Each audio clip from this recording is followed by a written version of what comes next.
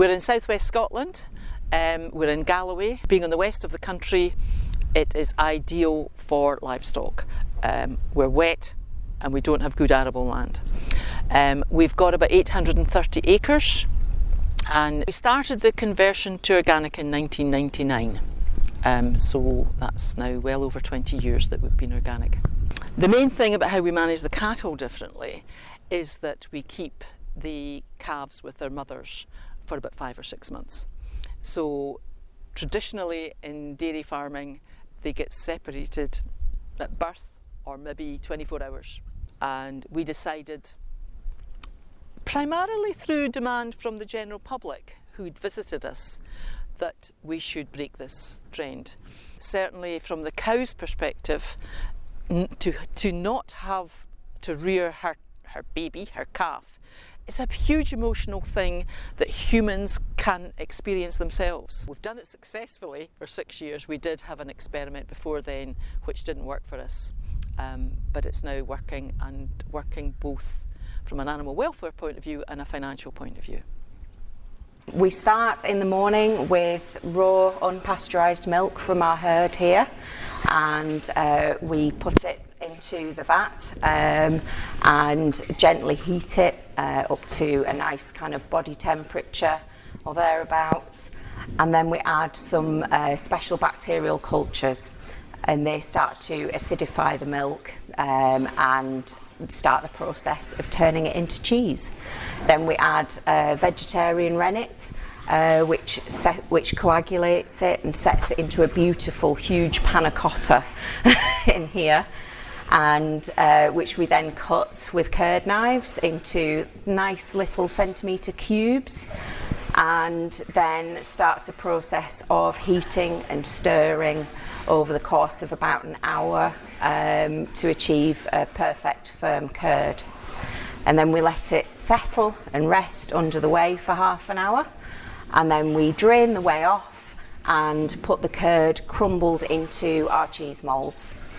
And by about 3 o'clock in the afternoon we have recognisable cheese. The cheeses are turned for the next hour or so that they kind of firm up and knit together properly, and then they're left overnight on the draining tables, and in the morning we rub them with salt on the outside, and that'll penetrate and also help to preserve the cheese. As soon as we start to rub them, it immediately starts to form a paste and seals the cheese, traps all that air out, and they start to mature. The rind will start to form, and they'll start to firm up once they get into the stores. Every single cheese gets turned every single week and gets brushed, and it's like painting the Forth Bridge. This farm made cheese from about 1860 to 1970, and in the late 1800s and early 1900s, small-scale farms like this in rural areas, not near a city, they turned milk into cheese because that conserved it, preserved it, and it could move to cities and people could buy it. We were looking at our own personal impact on the environment. That was part of the move to organic, but we started to look wider at, well, what product should we be making? Why don't we just make something where we're using our own milk? That is the product, and we're not dependent on outside resources. We felt if we could replicate what was in place back here in 1860 with the benefit of electricity and much more scientific knowledge, then we could make a really good cheese, or several really good cheeses. So that was the goal. I think because we use mainly raw milk, you get a real flavour of the land around us.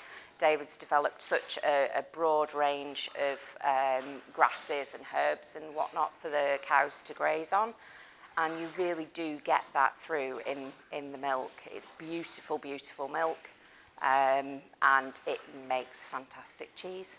We're now 100% pasture fed, we're certified pasture fed, and that's become one of the most important things to me on land like this that could never grow arable.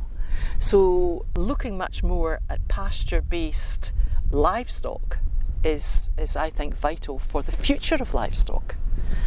And then the land that was used to grow soya and grain for animals can actually be used for something more nutritious for human beings. Oh, I love cheese. I eat, sleep, dream all about cheese.